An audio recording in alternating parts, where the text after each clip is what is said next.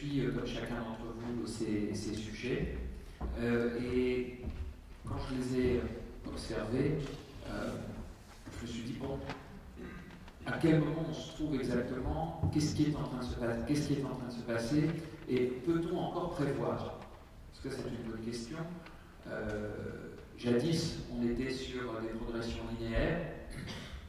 On avait des sociétés qui progressaient de 2 à 3% par an, avec des modèles qui étaient assez connus. Les révolutions industrielles, ce sont ce qu'on appelle des asymptotes, c'est-à-dire des grands progrès rapides, et puis ensuite, de plus en plus d'efforts pour de moins en moins de progrès, que ce soit pour le moteur à vapeur, moteur à essence, électricité, etc. Et là, on est face, sur l'aspect numérique, à une révolution nouvelle, puisqu'elle est exponentielle. Alors, je vais rappeler quelques chiffres. Entre 1995 et 2015, donc les 20 dernières années, les progrès compliqués des technologies et des logiciels ont multiplié par 43 millions de fois la performance à prix constant des machines informatiques, c'est-à-dire en incluant à la fois les progrès des logiciels et les progrès des processeurs. Et cette capacité doublera l'année prochaine. On n'a jamais connu quelque chose comme ça. On est dans une accélération absolument inimaginable. Et c'est une exponentielle, c'est-à-dire une accélération constante. Et cette accélération constante, elle est portée par une deuxième exponentielle. C'est l'effet réseau. Alors l'effet réseau, c'est un effet qui statue que la valeur de chaque machine en réseau est proportionnelle au carré du nombre de machines du réseau. Alors en français, ça veut dire que si vous avez un petit réseau de 10 machines, chaque machine vaut 10 au carré, c'est-à-dire 100. Qu'est-ce que c'est cette valeur? Cette valeur, en fait, c'est quelque chose qui exprime un potentiel. Si vous avez un téléphone qui n'est pas branché, qui n'est pas connecté, vous pouvez jouer à Candy Crush. Si vous avez un téléphone qui est connecté, vous pouvez changer le monde. C'est la différence de valeur. Bon. On voit quand même sur 10 machines connectées, ça vaut 100. 11 machines connectées, c'est fait 11 au carré. Chaque machine vaut 121. J'ai accru la valeur d'une machine, de chacune des machines, de 21%, simplement en ajoutant une seule. Le nombre de machines et d'appareils reliés au réseau est passé de 200 millions en 2000 à 15 milliards en 2015 et sera de 40 milliards en 2020.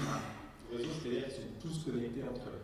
Donc, cet effet réseau, quand on connecte des machines entre elles, ça donne un réseau informatique. Quand on connecte des réseaux entre eux, donc là vous voyez aussi l'effet, vous avez déjà un effet sur le réseau s'en connecte à d'autres. Ça donne Internet, quand on connecte des documents, ça donne le web, quand on connecte les gens, ça donne des réseaux sociaux, etc.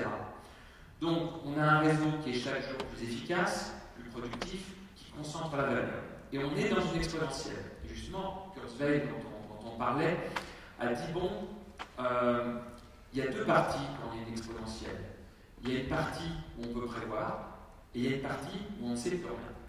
Et il a pris comme analogie cette légende que vous devez connaître d'un souverain qui s'ennuie et qui demande à ce qu'on lui invente un jeu. Quelqu'un arrive avec le jeu d'échecs, dit c'est génial comme jeu, comment est-ce que je peux te récompenser? Eh bien, pose un grain de riz sur la première case, puis 2 sur la deuxième, puis 4, etc.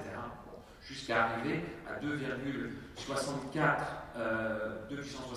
grains, c'est-à-dire 9 milliards de grains. Ça fait beaucoup puisque c'est 1000 ans de production humaine.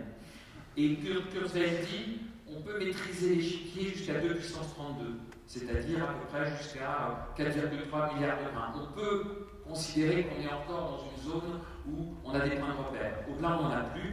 Et, écrivait-il, on a dépassé le cap de la capacité à prévoir entre 2005 et 2010, donc ça veut dire depuis 5 ans. Alors, quand on se retrouve dans un monde aussi changeant, aussi en mouvement et avec une telle accélération, il faut trouver une définition d'être humain.